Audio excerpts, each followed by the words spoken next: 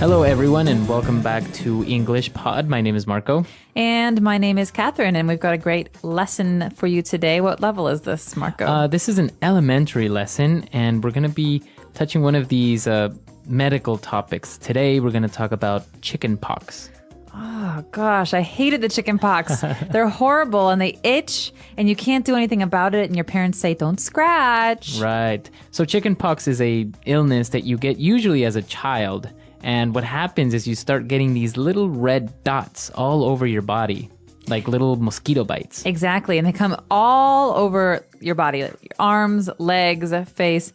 And you can only get this disease once, unless maybe you didn't really get it too seriously. So most people get this when they're children. Exactly. And what makes you very uncomfortable when you get chicken pox, as you said, it's these little red dots. They itch just like mosquito bites, but you can't scratch because if you do, then your skin gets like marked, right? You have like stains Forever, like scars.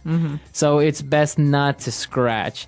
And that's what we're going to talk about today. Somebody has the chicken pox. So let's listen to our dialogue for the first time, and then we'll be right back.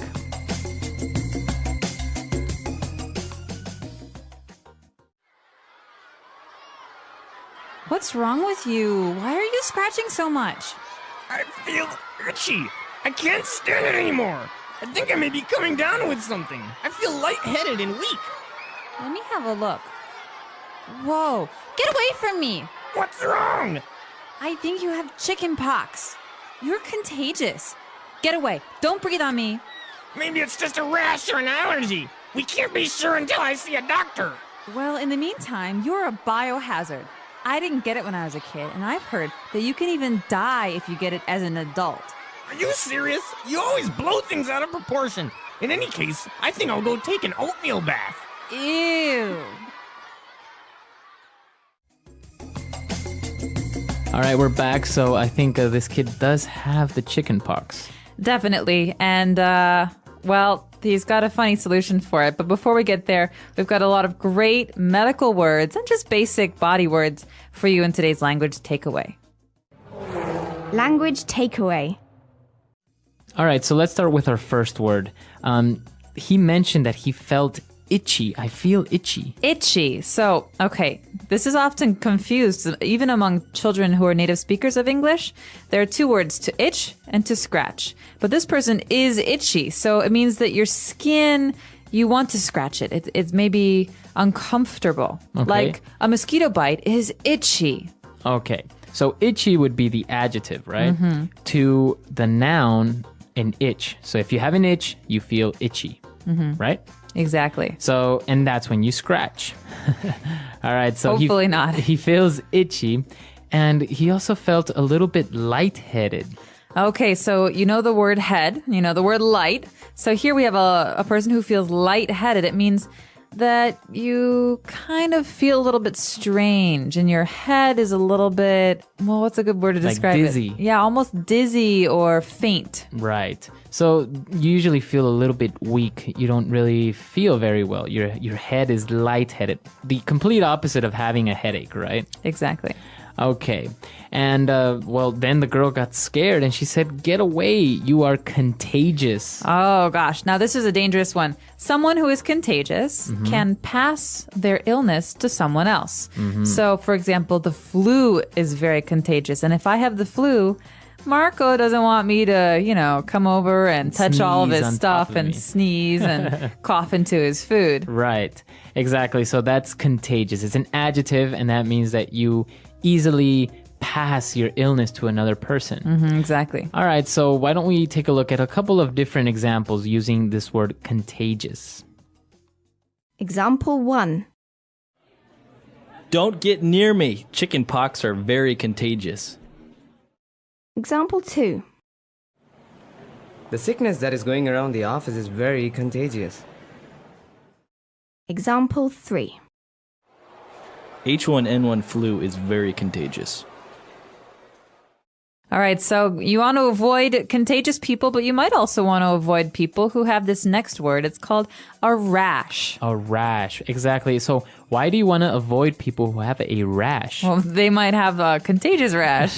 Who knows? But you can get a rash for a number of different reasons. A rash is just basically a part of your skin that becomes irritated or uncomfortable, and sometimes it turns red or pink. Exactly. So, as you said, it happens for different reasons. Sometimes you maybe have bad seafood in your skin, and you start to have rashes all over your body. Other times you can touch some plants that are dangerous, like poison ivy or poison oak. And then you get a big rash. And our last word for today is a little bit dramatic. She called him a biohazard. Biohazard. Well, let's take a look at these words individually. The first word, bio, comes from the word biology. So that's something that is alive, an animal, a plant, or person. And hazard is something that is dangerous. So a biohazard is something that's alive that's dangerous. Right. Or that's dangerous towards a living person, right? Or organism. For example, you don't want to be near an area that has a lot of radiation. It's a biohazard. Exactly. Or some of these diseases like Ebola virus. These are very dangerous towards living things. And so biohazard is the name for it. Exactly. And usually there's a symbol, a very clear symbol that kind of looks like a triangle, and it's red. And even in movies, it's appeared, right? I think in that movie. Yellow? It's red or yellow. Yeah, sometimes both. All right, so biohazard. I think we've taken a look at a lot of words, so why don't we listen to this dialogue again? Let's slow it down a little bit, see if we can understand a little bit more.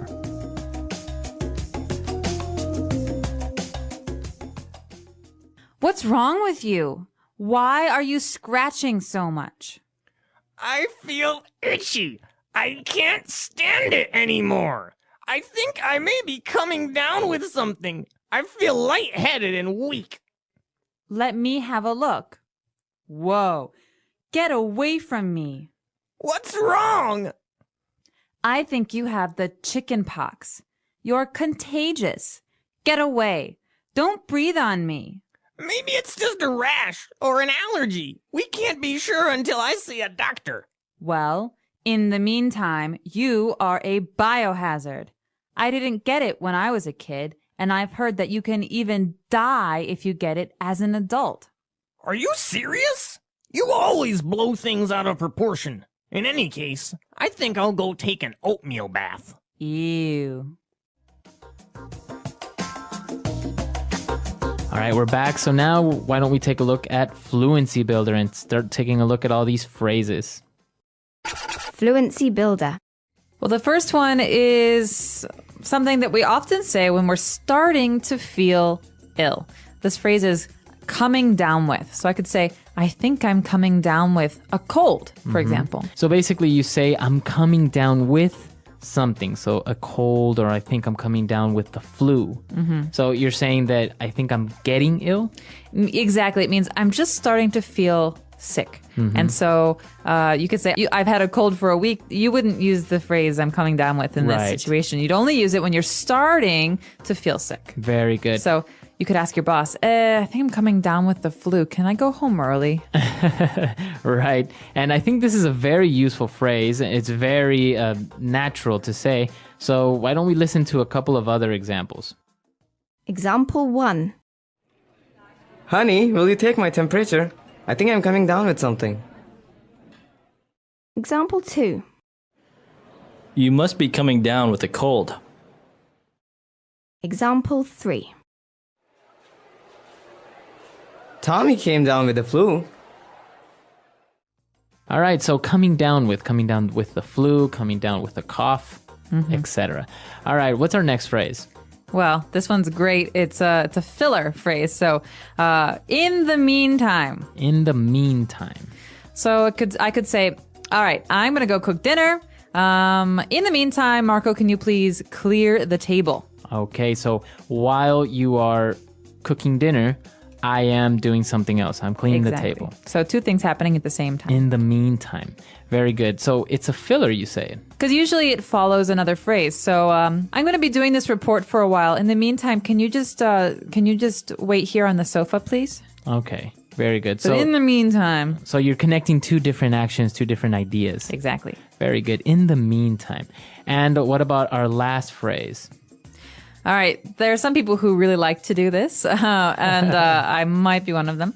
It's called to blow things out of proportion. Mm-hmm. All right. And you're going to hear this phrase a lot with native English speakers. And so to blow things out of proportion, well, it pretty much means that you're exaggerating or you're making a really big deal out of something that's not very serious. So, for example, if you come over to my house and you break a glass and I start freaking out and yelling at you because you broke my glass. I say, Marco, you're blowing things out of proportion. I'll just buy you a new one. It's not that serious. All right, so don't exaggerate, right? Right. So, oftentimes you feel like this with siblings, spouses, or bosses who react very seriously. So you can say, "Hey, stop yelling! Like you're blowing things out of proportion. This is not a really big deal." Exactly. All right.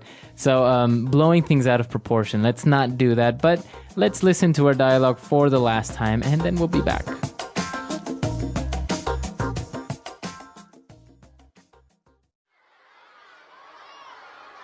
What's wrong with you? Why are you scratching so much?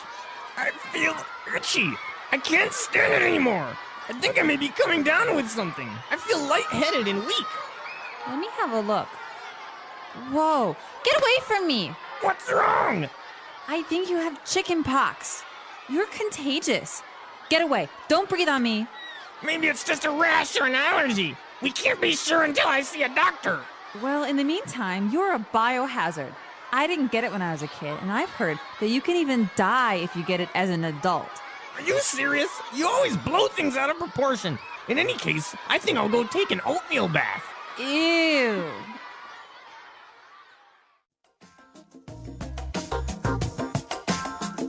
All right, so Catherine, have you ever had the chicken pox? I did. I have very, very clear memories of when I was a child and I had the chicken pox because I believe it was Thanksgiving and I was about 4 or 5 years old. And I didn't have an appetite, so I was not hungry. And all I could do was itch and drink. And so I still have little scars, like you mentioned, from where I couldn't stop myself from scratching my little marks. Right. And, well, why does the little boy say that he's going to go take a oatmeal bath? An oatmeal bath. Okay, well, this is one of the home remedies, one of the home cures for the itchiness, all right? So it doesn't make your chickenpox go away, but it does make your skin feel better because it's very calming and smooth.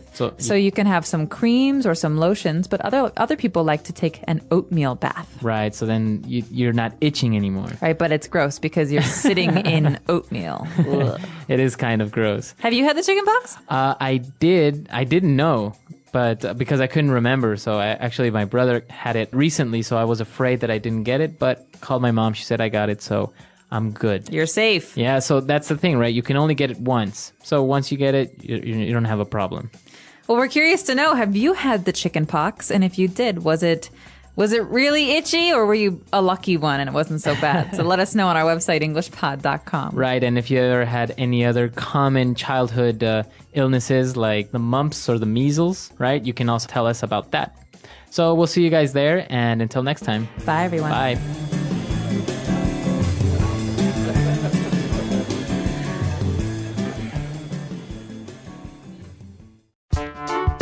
The English Pod Audio Review. Listen to the meaning, then say the vocabulary word.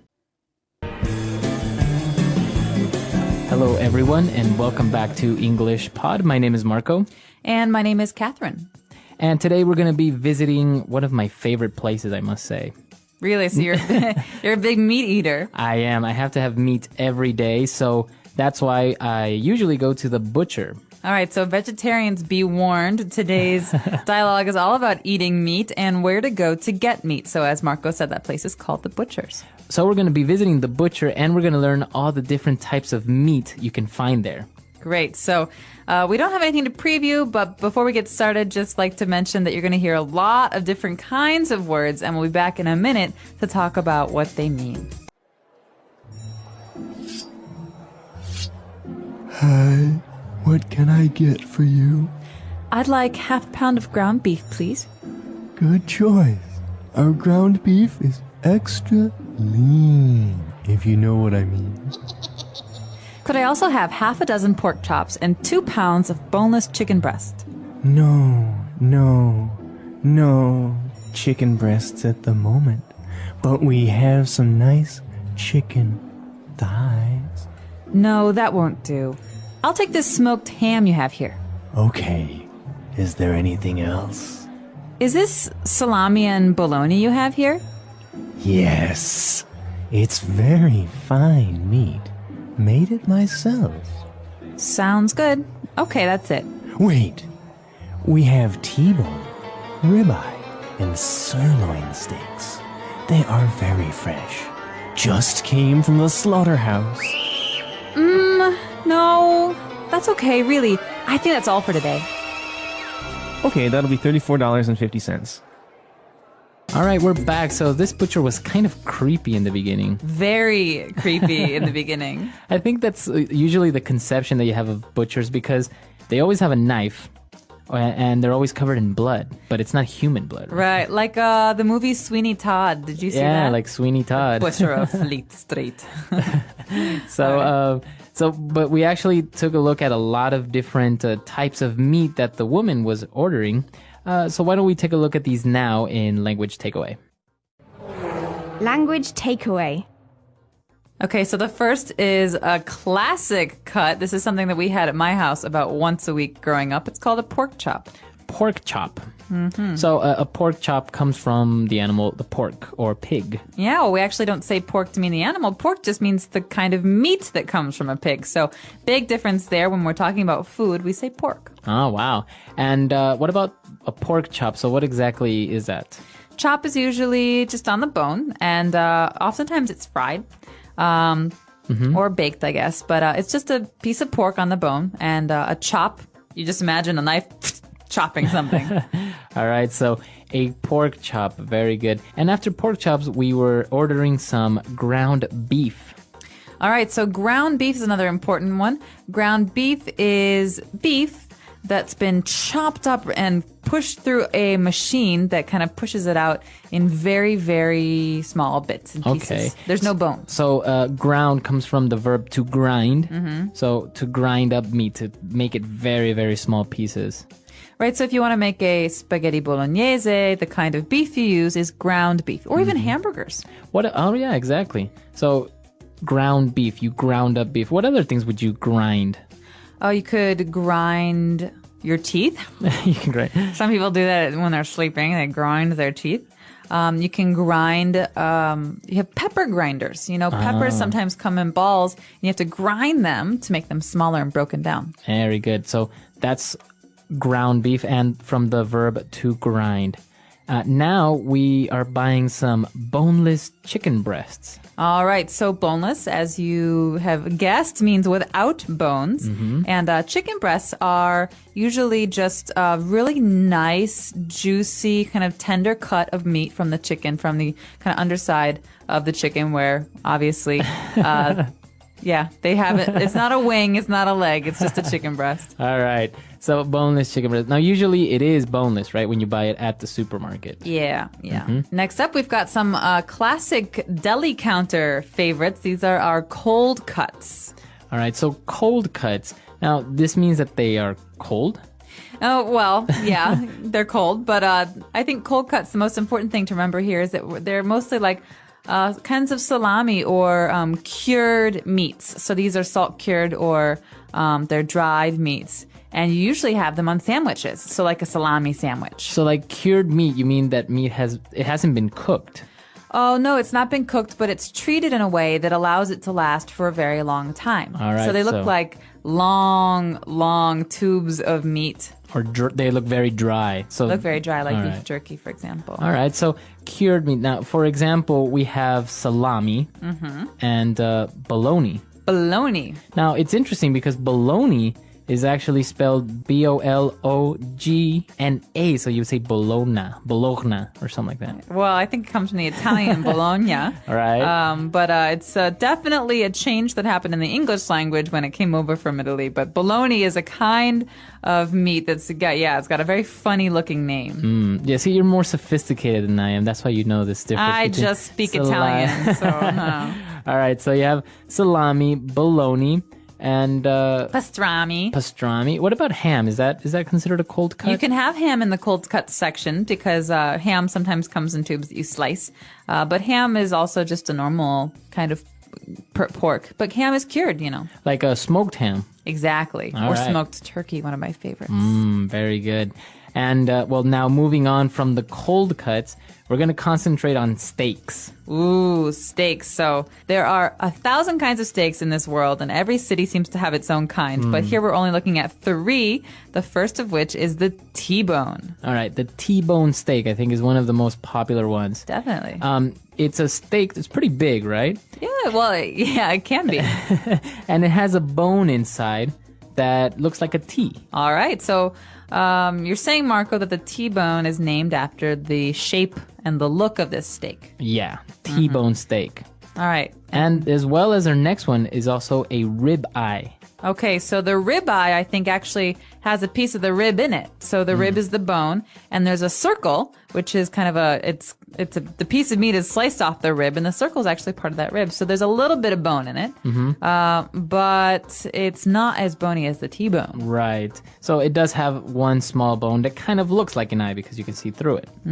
And our next steak has no bone and is the most tender and the best steak you can have, sirloin steak. So I think the sirloin is definitely the most expensive if you're in a restaurant. Definitely the most tender, I think, of all those Delicious. kind of cuts. And usually you can have like a big sirloin steak, like a half a kilo, like a 400-gram sirloin steak. I had a friend who ate a full kilo Really? sirloin steak. Wow. Is it a competition or? No, there's a kind of steak called la bistecca alla fiorentina in Italy. It's the Florentine beef steak, and it can be about a kilo of meat. Wow. Yeah. I bet you can't even move after that. No, you fall asleep with your head in your soup on the table. All right, so that's all the meat-related words that we have for you today. So why don't we move on now to Fluency Builder, where we're going to take a look at some of the phrases in this dialogue. Fluency Builder. We're going to look at the phrases, if you know what I mean. If you know what I mean.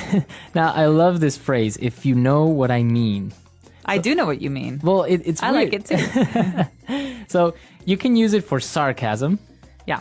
right? Or you can use it to kind of insinuate something, right? Exactly. Yeah. So here's what you're saying. You're saying there's a double meaning in what I want to say. So there's 2 things I could say, and I'm not going to say it outright, but this thing that we can't really say. So, for example, we can say, She likes to go out, if you know what I mean. all right, so you're insinuating that not only does she like to go out, but maybe Maybe she goes out a lot. a lot, or maybe she gets drunk or something like that. Yeah. So it's kind of like a double meaning, but you're trying to be subtle.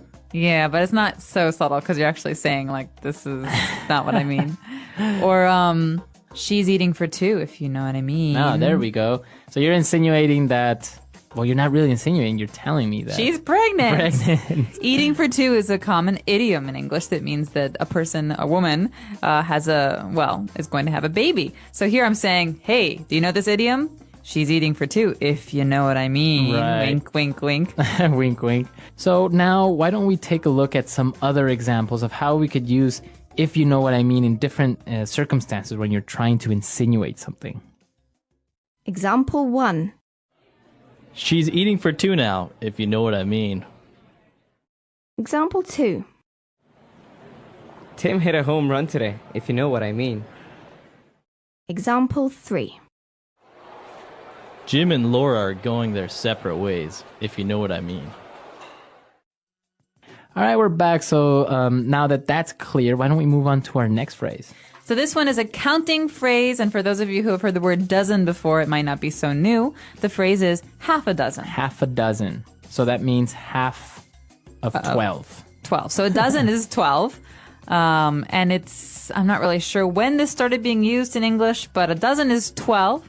And half a dozen is then 6. Mm-hmm. Now, there's another phrase or another saying that's very common, a dime a dozen. He's a dime a dozen. Mm-hmm. So that means you can get 12 of the same type of guys for 10 cents. Right. So they're easy to find. They're easy to find. Yeah. The dime a dozen. All right, very good. And moving on to our last one. When they were talking, they said something about the meat being lean, extra lean. Okay, lean, this does not mean lean on a door. Right. This is not like resting on something. This is actually a kind of way to describe food. Mm-hmm. And so food is lean if it's not got much fat. It's not fatty. Okay, so if it's lean, it doesn't have much fat. Exactly. So I prefer to eat lean meats. So I often eat birds and poultry. So chicken, I like it pretty lean. And if it's got fat on it, I'll cut the fat off. Oh, okay, like the skin. Mm-hmm. The skin is fat, right? Yeah. All right, so you can have lean beef. It doesn't have much fat around it. Yeah, and in America, actually, on the packages at the supermarket, it often says the percentage of meat that you have. So it's 95% lean or 98% lean. So that means you have 3% fat in there. Exactly. Or 2%. My math skills are amazing. All right, so now that we've finished with all of these words on Fluency Builder, let's take a look at our dialogue for the last time. Hi, what can I get for you? I'd like half a pound of ground beef, please. Good choice. Our ground beef is extra lean, if you know what I mean. Could I also have half a dozen pork chops and 2 pounds of boneless chicken breast? No chicken breasts at the moment, but we have some nice chicken thighs. No, that won't do. I'll take this smoked ham you have here. Okay, is there anything else? Is this salami and bologna you have here? Yes, it's very fine meat. Made it myself. Sounds good. Okay, that's it. Wait, we have T-bone, ribeye, and sirloin steaks. They are very fresh. Just came from the slaughterhouse. No, that's okay, really. I think that's all for today. Okay, that'll be $34.50. All right, we're back. So, Catherine, are you a big beef or meat eater? Definitely am. It helps that my partner in crime is from Kansas City, and they have among the best steaks in our entire country in Kansas City. Yeah. Wow. I actually miss, there was, back in California, we had the $6 burger from Carl's Jr. It was just basically beef, bacon, cheese. It was just like this huge burger with full of meat and obviously a lot of calories. Oh, yeah. But it was delicious. In Ecuador, we are very used to having some meat product every day with our food. Yeah, well, it's the same in the Midwest, actually, from where we're from. It's the same in the Midwest because people in the Midwest generally think that if you're not eating meat, then what are you eating? Bread? Right. Corn? Yeah. So meat is considered a healthy part of the day, and you definitely eat it with your meals. Yeah, and I'm sure our vegetarian listeners might not appreciate this, but it's just kind of different diets. Some people eat, for example, rice every day. Mm-hmm. So where in other countries you wouldn't really have rice every day. Or, for example, when I was in Chile, I had a lot of potatoes. Really? A lot of potato. Have you ever had an Argentine steak? I hear they have the best beef in the world. They are not only delicious, but they are very inexpensive, and it's amazing. You can have a complete steak buffet for I don't know, I can't even remember, but it was just, I sat there for 3 hours and couldn't move and kept eating. Yeah, is it true you can eat it with a spoon? It's so soft? Some of the meat is very, very tender, and not if it's grilled, you can't really do that, but in other preparations, it's almost like that. With a nice butter sauce. Herbs. All right, so making me hungry. I know, you've made me hungry. I think we're going to take off and have some a burger or something now. All right, so if you have any questions, any comments, please come to our website at englishpod.com, and we're there to answer any doubts. And we'd love to know what your favorite foods are, meat or otherwise, so post something on our website. Hope to see you there soon. Bye. Bye.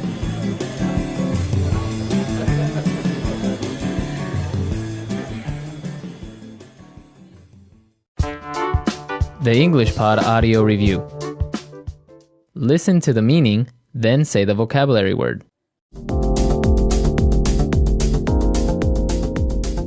Hello, English learners. Welcome back to English Pod. My name is Marco. And I'm Erica. And today we're going to be bringing you the second part of our job interview series. That's right. So this is an advanced lesson, and we're going to be talking about educational background and experience. Right. So in the first part, we saw preparing for a job interview. Now we are at the job interview, and we're just going to be talking about your educational background and your job experience. That's right. And the language we're going to learn is going to focus mostly on these two areas. Okay, perfect. So let's take a look at some of the difficult words before we listen to the dialogue in Vocabulary Preview. Vocabulary Preview. All right, so we're going to talk about a few common words that have to do with education. Now, the first word, I think we might know this one, but there's a little trick to it. So the first one is major. Major. Major. So, yeah, I guess everyone knows what a major is, right? Yeah, it's the main subject that you study in university. Right, so you can study business as a major or... history. Exactly. Yeah. So, but you can also use it as a verb, right? That's right. I majored in history. Majored in. Mm-hmm. So usually it's followed by the preposition in. Yes, always, in fact. Okay. When used as a verb, I majored in science. I majored in business. Yes. Okay, so you can say my major is business administration or history, or you can say I majored in business. Yeah, and the same pattern applies to minor. Okay, so minor, this is really interesting because this is more common in English-speaking countries, right? That's right. So what exactly is a minor? Well, just like your major, but smaller. Okay. So if you major in history, maybe 60% of your classes are in history, and you minor in French, maybe 30 or 40% of your classes are in French. So basically, you can have two subjects in your degree. You can have a major in business with a minor in art. Yes. Okay, that's interesting. Mm-hmm. All right, and another two simple words, a bachelor's degree. Bachelor's degree, okay. A bachelor's degree is what you get after going to university for 4 years. Okay, so a bachelor's degree, after 4 years, you get that. Yeah. After that, you get a master's degree. Right. So that's another 2 years after your bachelor's degree. Okay, and I guess a master's is more focused on an area, right? Yes, more specialized. More specialized. Mm-hmm. And then the highest degree you can get is a PhD. Exactly. Which is a philosophy doctorate, right? Uh-huh. But you're not actually getting a degree in philosophy. No, it could be in international relations. Okay. But this is really hard to get. You Yeah. have to go to school for another 5 or 6 years, right? Yeah. And it's a lot of research, and not many people have it. Yeah. Anyway, some simple words, but you know what? It's quite unique to the English-speaking world, this system, so we thought we'd bring it to you now. Right, perfect. So now let's listen to this guy who is at an interview, and he's going to be talking about his education and work experience.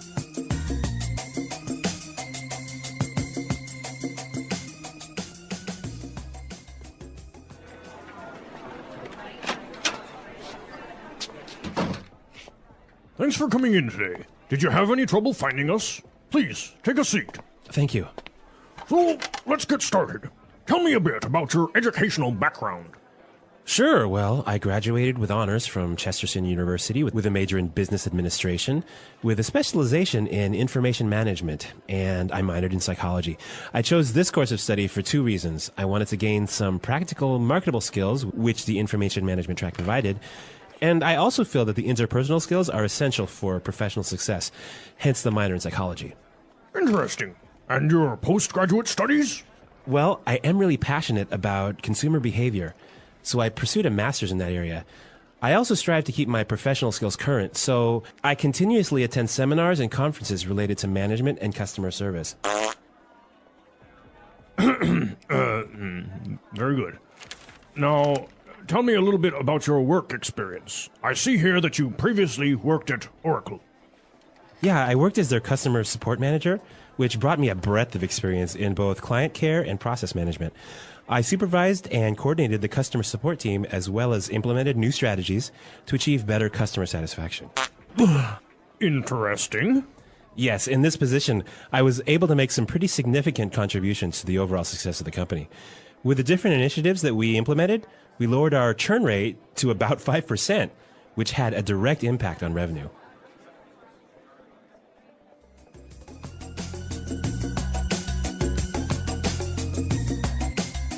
Well, those are some pretty good answers to those questions, but I don't know, Marco. There was a little awkward moment. I don't know if you guys heard it. Natural body... What's it called? Functions. Yeah. So, oh, dear. Well, making the interview a little bit more interesting, right? It doesn't have to be boring. Exactly. But what is really interesting is some of the language he used to describe his educational background and work experience. So let's look at that now in Language Takeaway. Language takeaway.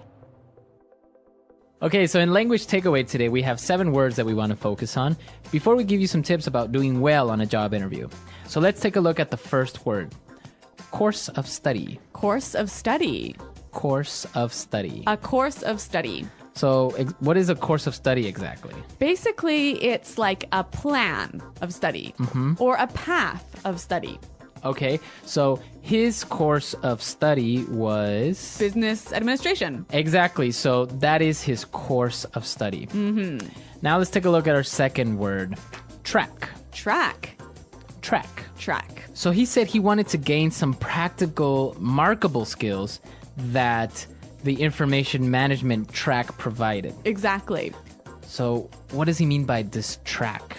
Again, basically, if the track of study is like the path of study. Okay. So the direction of your study. Okay, so I guess it would be like, think of a train and the train tracks, right? Exactly. Where the train travels. So that's where it's taking you. That's the path that he followed or you should follow or you want to follow. Yes.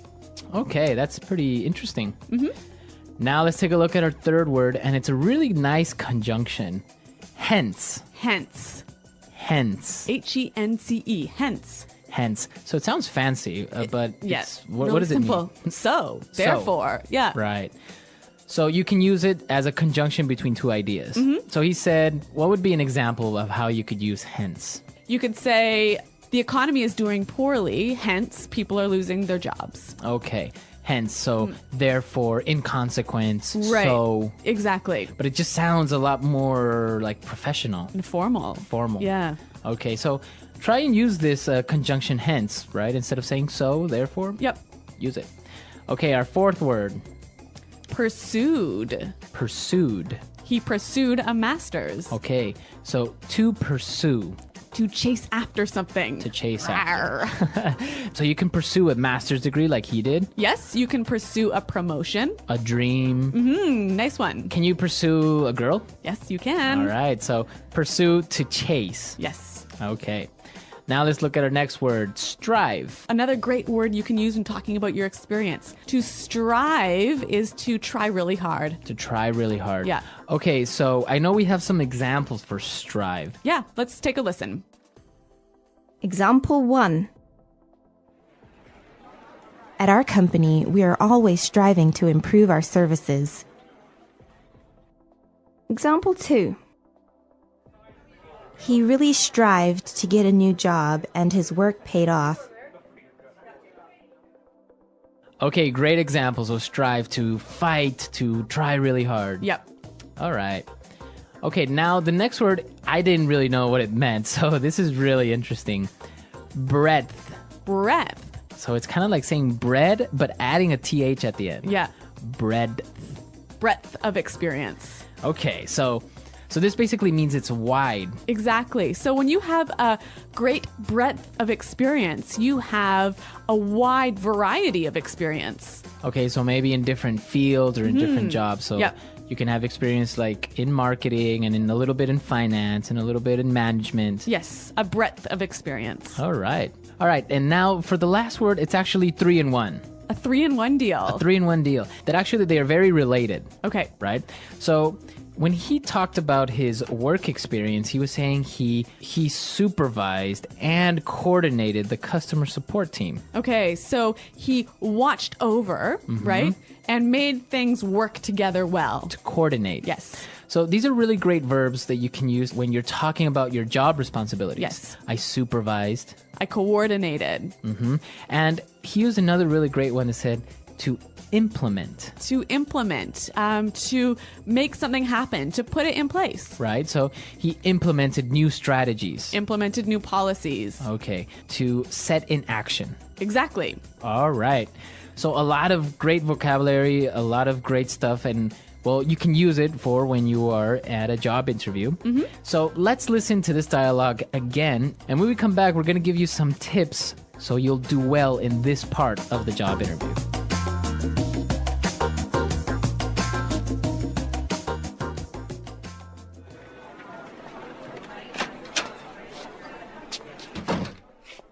Thanks for coming in today. Did you have any trouble finding us? Please, take a seat.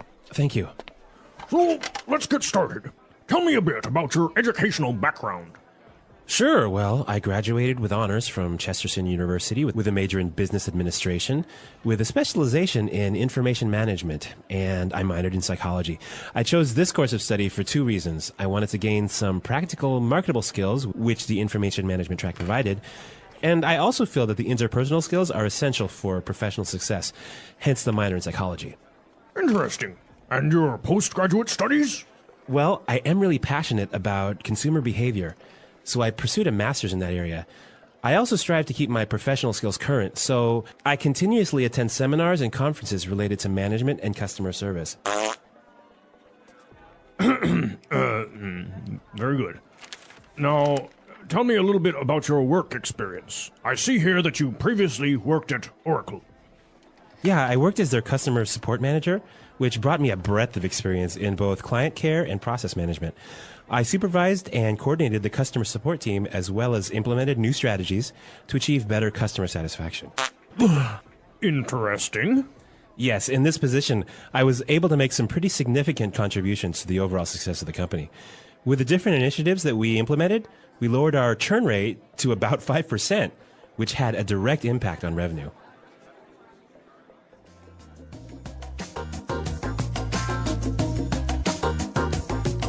All right, well, I want to talk about two main things. And the first thing I want to talk about is how you address this question about your educational background. Like, what is the interviewer looking to find out? Okay, perfect. So when you are talking about your educational background, you shouldn't only talk about your college degree, right? Yep. You should also talk about any type of training that you've had. Yeah, I think it's really important to let the interviewer know that you're continually trying to update your skills and improve your knowledge. So any sort of courses or seminars that you might attend, this is a great chance to highlight those. And that's what the interview is looking for, right?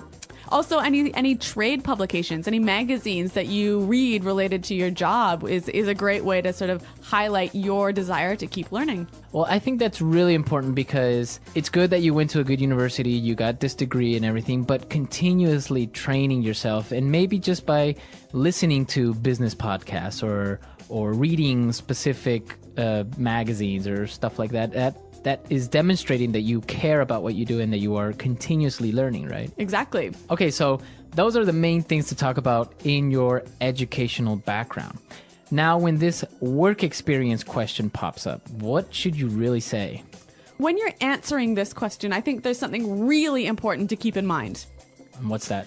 You want to make sure that you're being as specific as possible, right? Right, so giving examples of what you've done. Like, really specifically what you did, all of the sort of the main achievements you have. Okay, so like for example, we saw in our dialogue that he talked about specific strategies that he implemented to improve customer support in that company. Right, and he gave some numbers. Right, he said, he lowered the churn rate to about 5%. So it's so important whenever you can attach a number to your success or your achievement, to be able to do that in the interview really demonstrates your achievement. Yeah, I think that's really important. And another thing when you're talking about previous jobs is make sure you keep it on a positive note, right? Even if your experience was not very good or you didn't like the company or you had problems, you should avoid talking about that and always keep it on a positive note. Right. So if the interviewer asks you why you want to join this company, why you're looking to leave your current job, you want to give these positive reasons. Right. You don't want to say, well, because my boss was a jerk or I didn't like the company anymore. You know, you should answer it with something positive like, well, I think I need a change, or this job opportunity is more aligned with what I want to do in the future, etc. Yeah, so positive always on your interviews, and just, again, prepare for these questions that are always going to be there. Yes. So, Erica, I know that you've done a lot of interviews, and I understand that you've had a really weird question. Yes. In an interview, I once got this question. If you were a tree, what kind of tree would you be? Really? Yeah, I'm not kidding. I really was asked that question. What did you answer? I think I said that I would want to be a willow tree because they're really beautiful. Was that the right answer? I don't know. Like, what are you supposed to answer to that question? I really don't know what the right answer was. Well, some people, they'll ask you just, I don't know, random questions just to see what your response is. I think also maybe it's just how you deal with the pressure or with the unexpected questions. Right. So it's like that is pretty unexpected though. But I guess you handled it pretty well. Okay. Well, I mean, I got the job. So nice. All right. All right. I want to know from our listeners, if they were a tree, what kind of tree they would be. Yeah. And also tell us about, well, your job experience or your educational background.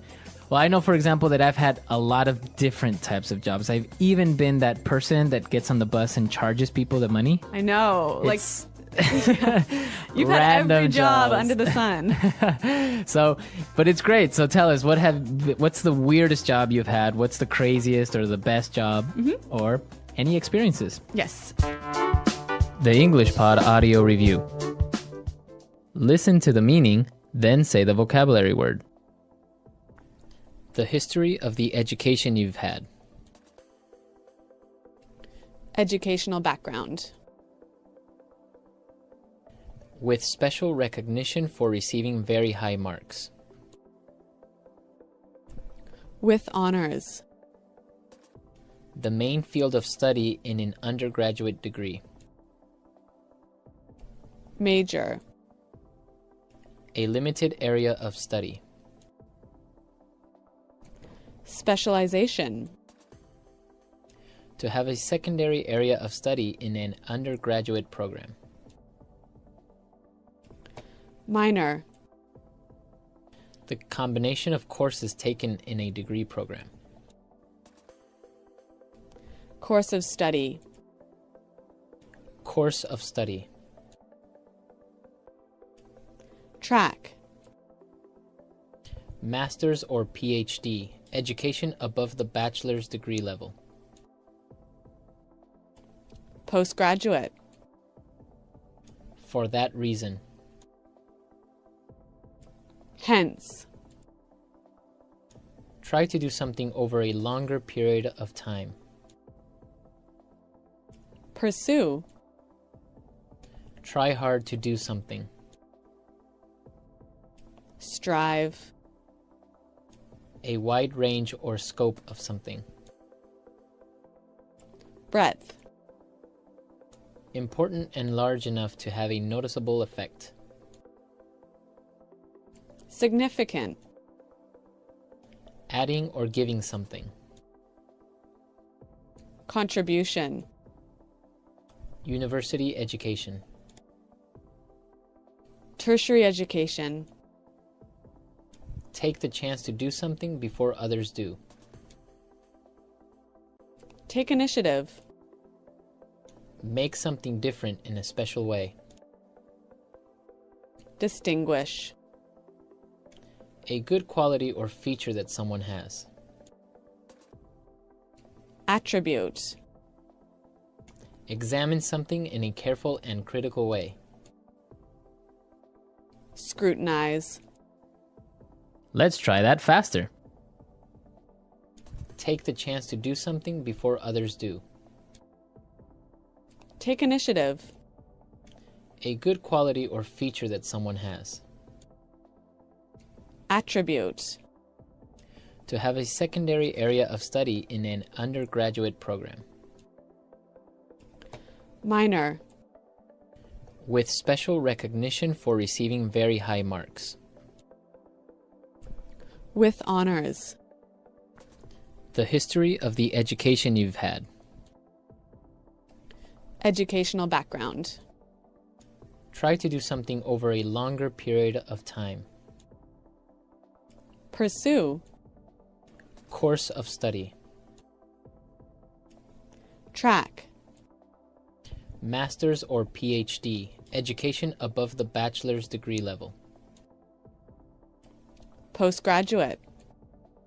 For that reason. Hence. University education. Tertiary education. Adding or giving something. Contribution. The combination of courses taken in a degree program. Course of study. The main field of study in an undergraduate degree. Major. A limited area of study. Specialization. Try hard to do something. Strive. Important and large enough to have a noticeable effect. Significant. Make something different in a special way. Distinguish. Examine something in a careful and critical way. Scrutinize. A wide range or scope of something. Breadth. Now say the word and hear it in a sentence. Course of study.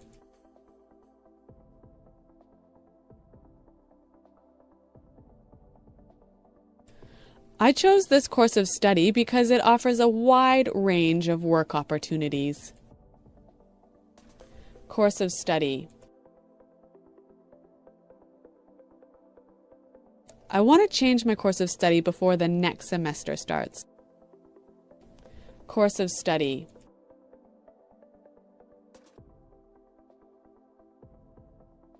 My sister didn't choose her course of study. My parents decided for her.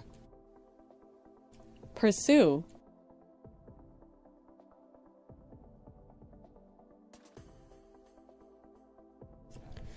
They wanted to pursue their dream of traveling around the world, but it didn't happen. Pursue.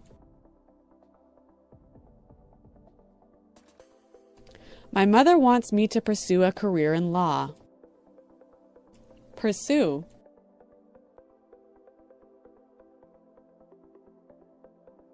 You should really pursue that master's degree. It would really help your career. Strive.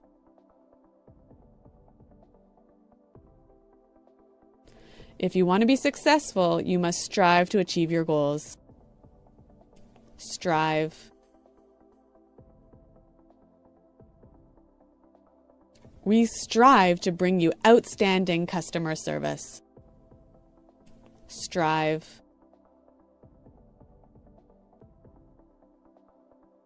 Our company always strives to make our products better and better. Hence.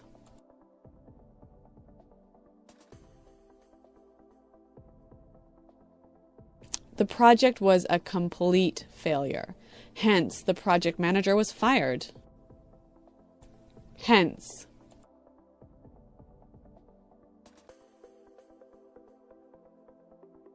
The project was postponed for 3 months, hence the delay in delivery. Hence. I never studied for my exams, hence my low marks. Listen to the meaning, then say the vocabulary word. The history of the education you've had. Educational background. With special recognition for receiving very high marks. With honors. The main field of study in an undergraduate degree. Major. A limited area of study. Specialization. To have a secondary area of study in an undergraduate program. Minor. The combination of courses taken in a degree program. Course of study. Course of study. Track. Master's or PhD, education above the bachelor's degree level. Postgraduate. For that reason. Hence. Try to do something over a longer period of time. Pursue. Try hard to do something.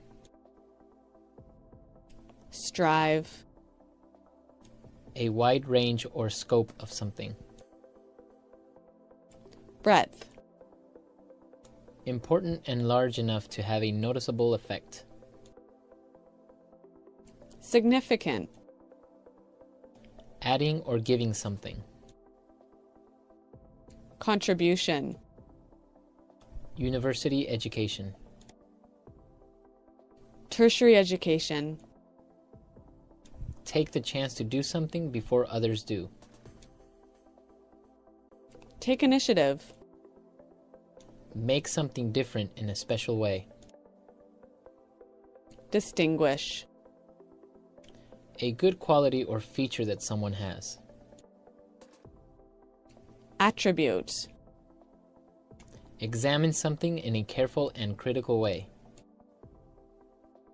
Scrutinize. Let's try that faster. Take the chance to do something before others do. Take initiative. A good quality or feature that someone has. Attribute. To have a secondary area of study in an undergraduate program. Minor. With special recognition for receiving very high marks. With honors. The history of the education you've had. Educational background. Try to do something over a longer period of time. Pursue. Course of study. Track. Master's or PhD, education above the bachelor's degree level. Postgraduate. For that reason. Hence. University education. Tertiary education. Adding or giving something. Contribution. The combination of courses taken in a degree program. Course of study. The main field of study in an undergraduate degree. Major. A limited area of study. Specialization. Try hard to do something. Strive. Important and large enough to have a noticeable effect. Significant. Make something different in a special way. Distinguish. Examine something in a careful and critical way. Scrutinize. A wide range or scope of something. Breadth. Now say the word and hear it in a sentence. Course of study.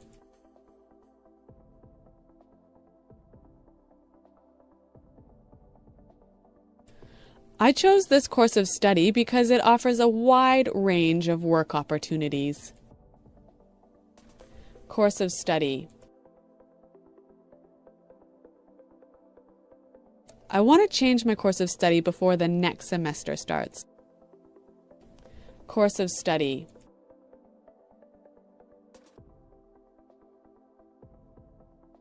My sister didn't choose her course of study. My parents decided for her. Pursue.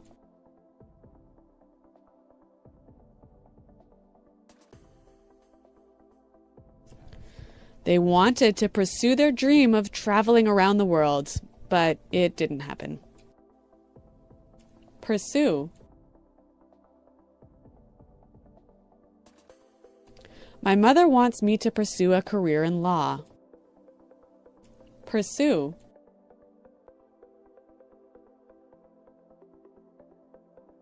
You should really pursue that master's degree. It would really help your career. Strive.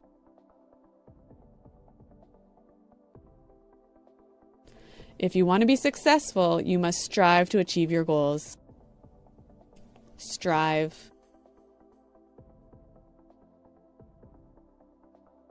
We strive to bring you outstanding customer service. Strive.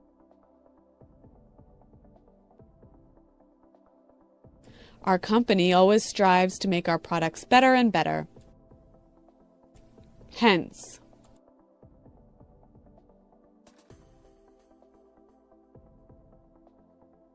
The project was a complete failure. Hence, the project manager was fired. Hence.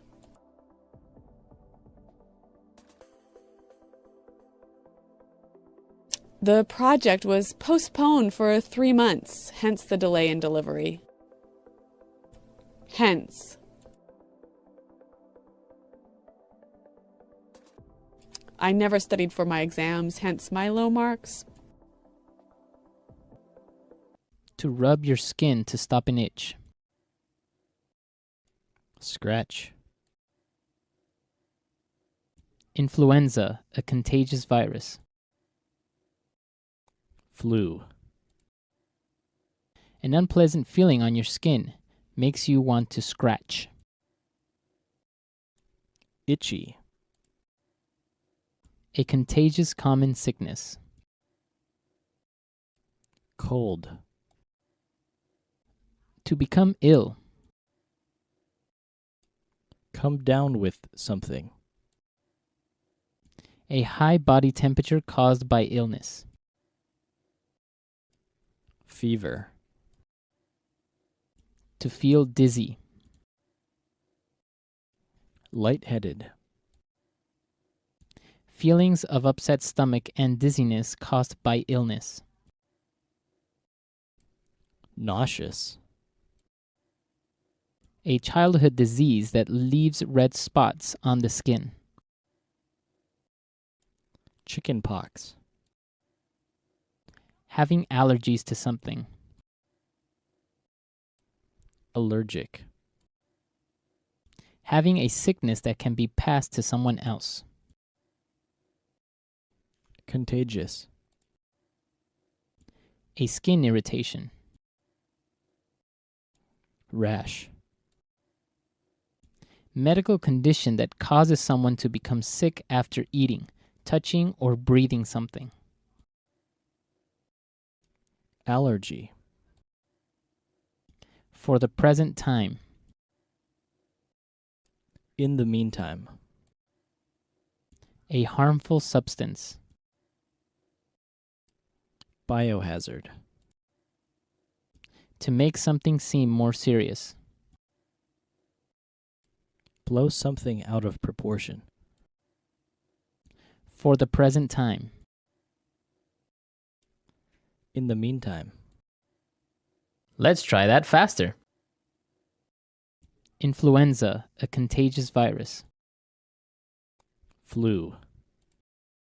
A contagious common sickness. Cold. Having a sickness that can be passed to someone else. Contagious. A high body temperature caused by illness. Fever. An unpleasant feeling on your skin makes you want to scratch. Itchy. A harmful substance. Biohazard. To feel dizzy. Lightheaded. To become ill. Come down with something. A skin irritation. Rash. For the present time. In the meantime. To make something seem more serious. Blow something out of proportion. To rub your skin to stop an itch. Scratch. Medical condition that causes someone to become sick after eating, touching, or breathing something. Allergy. A childhood disease that leaves red spots on the skin. Chicken pox. Feelings of upset stomach and dizziness caused by illness. Nauseous. For the present time. In the meantime. Having allergies to something. Allergic. Now say the word and hear it in a sentence. Scratch. Don't scratch that bug bite. Scratch.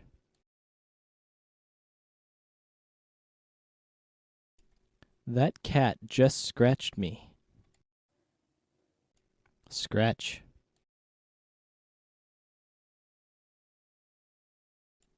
The mirror is scratched badly. Come down with something.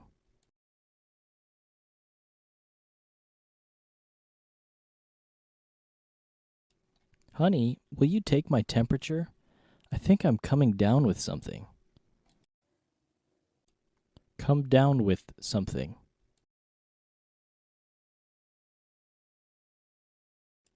You must be coming down with a cold.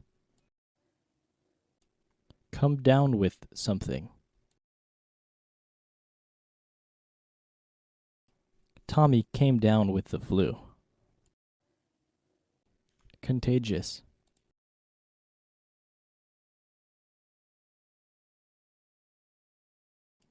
Don't get near me. Chicken pox are very contagious. Contagious.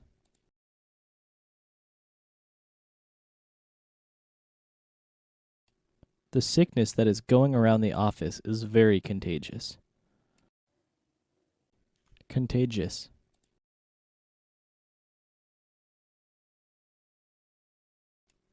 H1N1 flu is very contagious.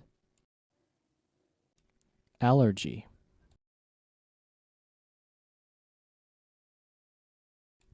Johnny has so many food allergies.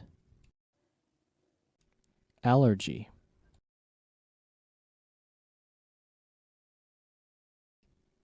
I think I am allergic to your cat. Allergy.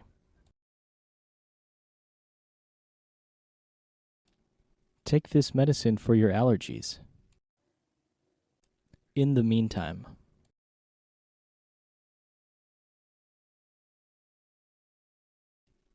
I'll take the trash out. In the meantime, you dry the clothes. In the meantime.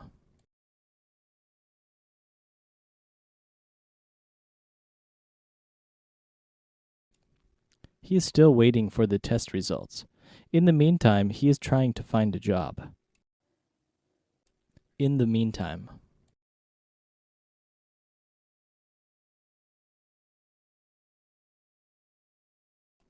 There is nothing you can do about it now. In the meantime, try to be productive. Beef that has been put through a grinder. Ground beef. A type of meat from a large bird, similar to chicken. Turkey. Having a low fat content. Lean. Used to express the listener is aware of something that is assumed to be known. If you know what I mean. A type of small sausage. Hot dog. A cut of pork in a individual size. Pork chop. A type of knife a butcher uses. Cleaver. With the bones removed. Boneless. The table that a butcher works on. Chopping block. The meaty breast portion of a chicken. Chicken breast. The waxy paper a butcher uses to wrap meat in. Butcher paper. The upper leg portion of meat on a chicken. Chicken thigh. A ham which has been seasoned with smoke. Smoked ham. Cold cooked meat used for sandwiches. Cold cuts. Spicy dry sausage. Salami. A thick piece of beef with a T-shaped bone in it. T-bone. A tender cut of beef from the outer side of the rib. Rib eye. A piece of beef from the lower back of the cow. Sirloin. A slice of beef. Steak. The place where animals are killed for their meat. Slaughterhouse. Wide sausage that is sliced. Bologna. Let's try that faster. The meaty breast portion of a chicken. Chicken breast. Spicy dry sausage. Salami. Used to express the listener is aware of something that is assumed to be known. If you know what I mean. A type of small sausage. Hot dog. A ham which has been seasoned with smoke. Smoked ham. Wide sausage that is sliced. Bologna. Having a low fat content. Lean. Cold cooked meat used for sandwiches. Cold cuts. A slice of beef. Steak. The upper leg portion of meat on a chicken. Chicken thigh. A cut of pork in a individual size. Pork chop. A thick piece of beef with a T-shaped bone in it. T-bone. The place where animals are killed for their meat. Slaughterhouse. Beef that has been put through a grinder. Ground beef. A type of knife a butcher uses. Cleaver. A type of meat from a large bird, similar to chicken. Turkey. With the bones removed. Boneless. A tender cut of beef from the outer side of the rib. Rib eye. A piece of beef from the lower back of the cow. Sirloin. The waxy paper a butcher uses to wrap meat in. Butcher paper. The table that a butcher works on. Chopping block. Now say the word and hear it in a sentence. Ground beef.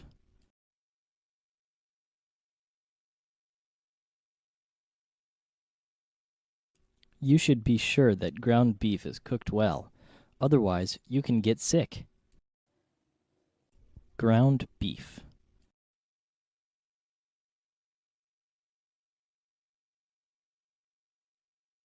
Today's special is ground beef at only 99 cents a pound while supplies last. Ground beef.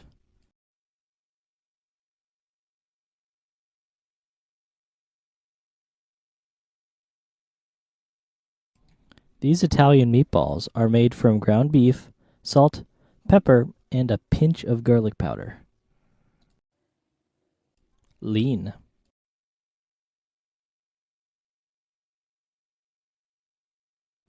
Tommy is on a diet, so he only eats extra lean meat. Lean.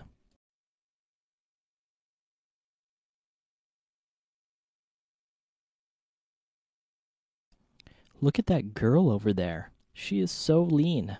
I don't think there is an ounce of fat on her body. Lean.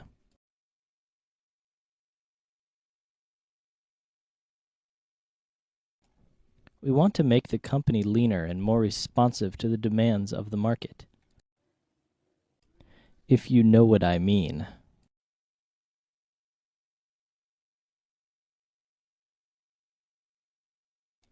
This beef is so fresh, I think I can still hear it mooing, if you know what I mean. If you know what I mean.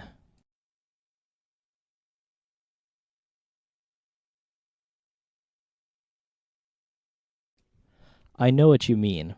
The internet is so slow, I'm not sure I'm even connected. If you know what I mean.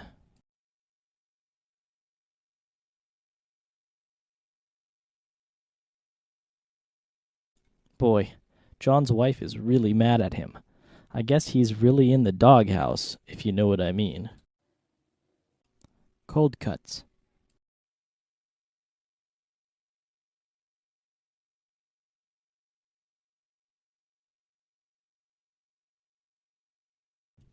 Are we all prepared for the picnic? Let's see here. We have bread, cold cuts, mustard, silverware, plates. Cold cuts.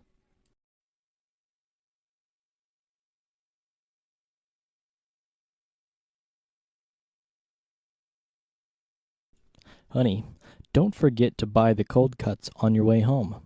Buy some sliced roast turkey and whatever else you want. Cold cuts.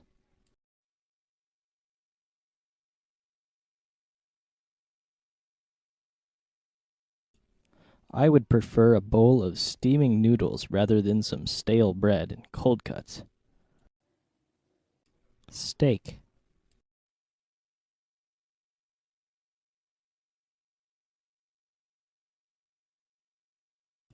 Before I got this great job, I was so poor, but now it's steak for dinner every night. Steak.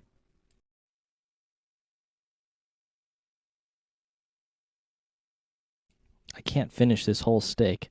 It's bigger than my head. Steak.